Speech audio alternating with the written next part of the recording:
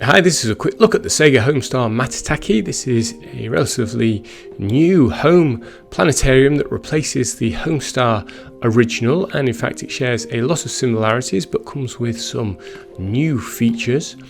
Opening up the simple cardboard box and you get the main unit. There was a couple of discs, extra discs, and there was this special Twinkle Twinkle disc set which I will come back to, as this is one of the new features. This is powered via a USB wall outlet. You can see the unit I've got is this nice midnight blue colour. The power goes into the back, and there's also an additional speaker around this side. It comes with a protective cap, so when you're not using it you can just pop that back on. There's the speaker holes, that's new to the Sega Homestar range. And then round the front you can see it's very similar to previous models but has these three new sound buttons. Again, I'll show you those later. The controls along the bottom are auto off timer, a shooting star, movement control, volume rocker, and the main power on or off. This unit uses projection discs and they can be loaded on using this tray. Sometimes I found it a little bit sticky and it felt like I had to force it to go back in, but once you get the hang of it, it's quite easy to load up different discs, and there's quite a few available. It's powered via USB-C to this round tip, and the USB-C just plugs into a power outlet plug.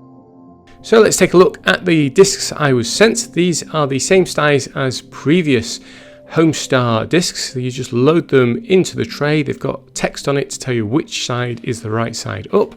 Once they're in, power it on, and the Matataki uses a 3-watt bulb, so it's not too bright. The room stays very dark while the projection's on.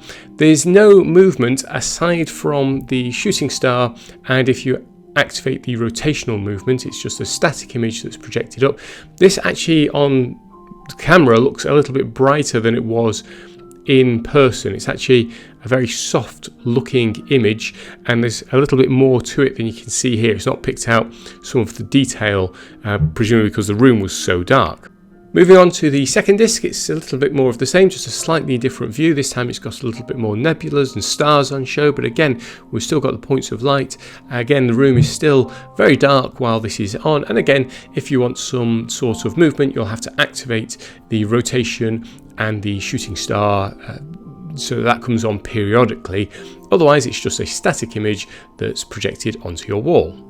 Now let's move on to the first of the new features. This little pack is a Twinkle Twinkle Star pack. It comes with 3 discs, and 2 of them are the standard projection disc, but this transparent one is what makes the disc twinkle. So you load them both into the tray, that's new, slide that in, and then when you activate this you will see the stars twinkling, and it's actually a really nice effect. The downside of this is that you only see 10,000 stars opposed to, I think it's 60,000 without the twinkling effect. And I should say, in its defense, there is more being projected than you can see here. Again, because it's so dark, you're only really seeing the brightest ones, but there are more on display. So 10,000 is still a lot, and I've only seen this done in one other unit before. Now let's demo the other new feature, which is inbuilt sound effects and music.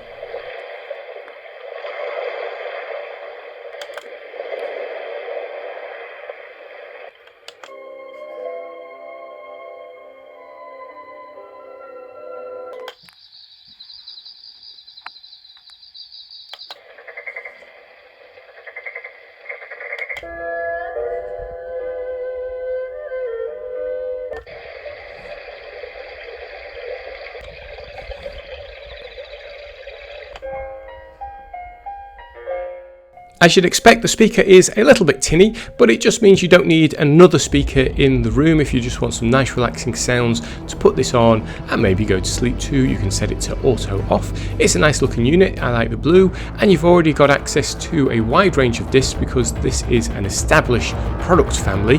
And of course that leaves us with just one question: which is better, this or the Flux? Well, to find out, click this video next.